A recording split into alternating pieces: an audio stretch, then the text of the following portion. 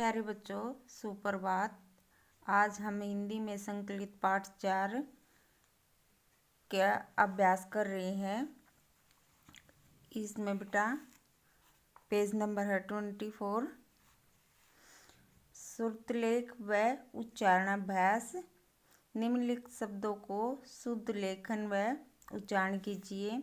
बेचारी, ढूंढने, रसोई, मूड, अलमारी, मुसीबत, मुस्कुराते। मौखिक सोचिए और बताइए। रिया क्यों परेशान थी? तो रिया क्यों परेशान थी? क्योंकि उसके जूते गुम हो गए थे। रिया का किस विषय का पेपर था? रिया का हिंदी विषय का पेपर था। रिया के जूते किसने ढूंढे? तो रिया के जूते उसकी बहन प्रिया ने ढूंढे। रिया ने क्या निश्चय किया? तो रिया ने निश्चय किया कि आज के बाद मैं अपनी प्रत्येक वस्तु सही जगह पर रखूंगी। ये बेटा मैं आपको कल करवाऊंगी लिखित रूप में। यहाँ पे कुछ वाक्य दिए हैं बेटा, वो किसने किसको कहे ये बताना है। अगर तुम्हें यह बात पहले याद आ जाती तो इतनी परेशानी न होती। तो ये बात मम्मी ने रिया से कही थी। स्कूल से आकर जूते रखने की एक जगह बना लो, बस वे फिर कभी खोएंगे ही नहीं। तो ये बात पापा ने रिया को समझाते हुए कही थी। आज से मैं अपनी सारी चीज़ ठीक जगह पर रखा करूँगी। ये बात रिया ने प्रिया दीदी से बोली थी। शब्द अलग अलग वर्णों के मेल से बनते हैं, जैसे स्कूल, श, फिक, उ, ल, अ, म। ये बेटा बन गया स्कूल। इसी प्रकार ये इनका संधि विच्छेद करके यहाँ दिए गए हैं।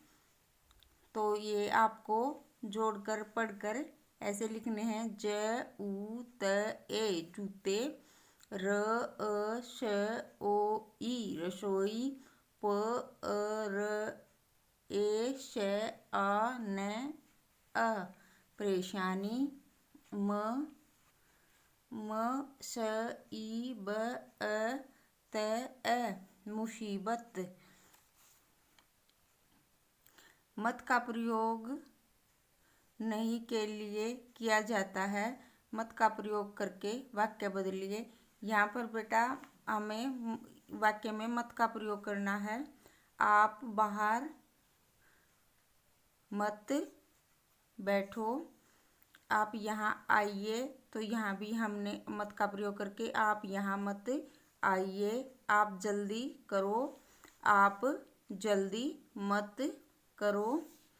आप तेजी से चलिए। आप तेजी से मत चलिए। ये इस प्रकार या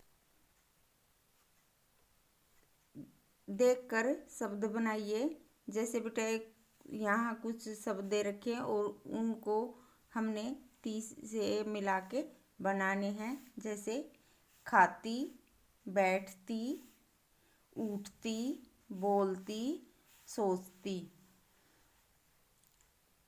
प्रश्न नंबर 8, आप पहले भी पढ़ चुके हैं कि